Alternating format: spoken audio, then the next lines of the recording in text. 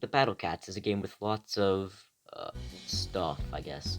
Some is disliked and some is liked, the face of this being Aku and Behemoth. Now let's get into the traits. There are a lot of these being red, floating, black, metal, alien, angel, zombie, Aku, relic, and my favorite trait, traitless. Now some of you may be wondering, there's really that many subtraits? No, there aren't.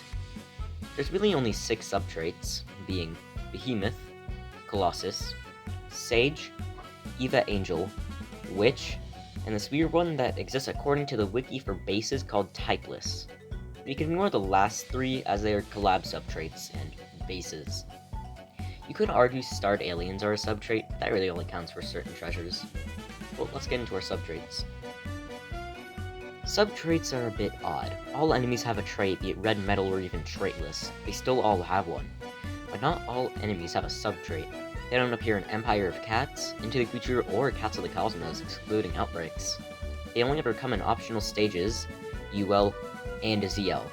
Subtraits are kind of tacked onto other traits, not having any direct abilities like Knockback or Strong. Instead, units can have a special ability that does extra stuff when paired with the respective subtrait. Behemoth Slayer has units do 2.5 times damage, take 0.6 times damage, and have a set chance to dodge attacks. It's usually just at 5%, though. Colossus Slayer has units deal 1.6 times more damage, and take 0.7 times damage from them. Sage Slayer is different, only doing 1.2 times damage and receiving 0.5 times damage. The weird part is that the duration for Weaken, Slow, Warp, Curse, and Knockback distance is cut down by 70%, and Toxic Damage too is cut down by 70%. Mirahizi also says this. In addition, they also gain the same debuff resistances versus Sages that Sages have to non-Sage Slayers. I don't know what that means. I will figure it out later. Let's learn about the enemies and units that go with their subtraits. Let's start with Behemoth. I know how to summarize this whole section.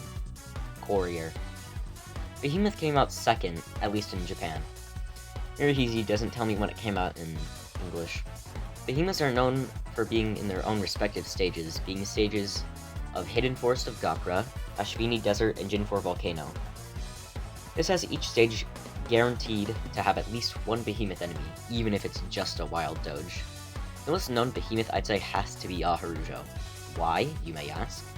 Well, remember my summarization earlier? Yeah, Courier. Courier is a unit that does massive damage to reds and has Behemoth Slayer. Aharujo is a red Behemoth enemy. I can see the gears turning in your head a little. Courier has his damage multiplied by 6.5 times against him. There's only one other red Behemoth, being Infernal Pegasus Diono. For Aharujo, and as I will call him Diono, they have lots of HP. Aharujo has 1,200,000 HP, and keep in mind you can fight him before you get Courier. Now, Diono. He doesn't have as much HP as I would think, being 1,600,000, but that's still a lot.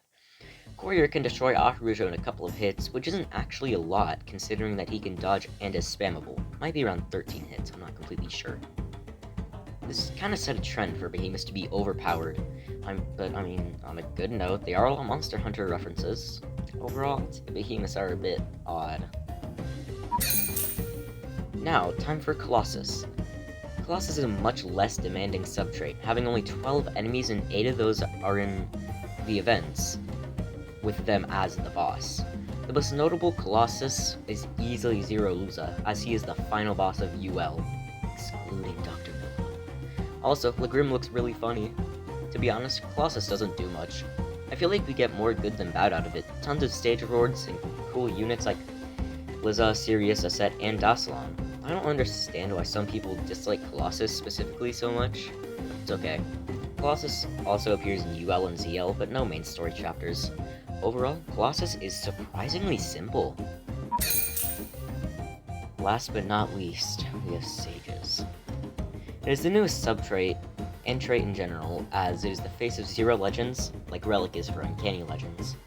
Some units that have Sage Slayer are Edie, Socrates, Nurse Cat, Gundross, Kamakura, and White Rabbit, with Edie and Socrates being the easiest to get. Sage Slayer does a lot, as said before. There are currently 10 enemies, and the newest 3 being 713. Yes, that is the name of the enemy. Old Stritch, my god, he's old, and Evil Brawlo. You can argue Socrates or Dr. Nova is the more notable sage enemy, as they are the only sage bosses for now. Oh wait, there's a red sage enemy! And plus Courier can easily reach it if timed correctly or if there's crowd control. Power creep, my beloved. There's not a lot to go off of, as sages are still pretty new, and ZL has only like 17 subchapters and one boss. One huge negative is Socrates. The boss is overpowered, and I mean that. Socrates' peons are dark doges. That's it. If he had anything else, it would be literally impossible. Without Dazzly. Well, that's it for sages, I suppose. We've now taken a dive, not very deep dive, but it's still a dive, into the main 3 subtraits. And now you can give your opinions. My opinions are, I really don't care for subtraits. They gave me cool units, and they gave me courier memes. So that's definitely positive on my part. But you get to choose. Argue with me in the comments, I don't care. I can't even talk about sages much. I'm not in ZL. Okay, well, I guess that's it for this video. Goodbye, my silly billies. Hey, it's the end of the video. Haha, please don't go away. So, I'm gonna be honest, I haven't really, talked face-to-face with you guys. And I just really haven't gotten to vocalize how thankful I am for what you guys have done.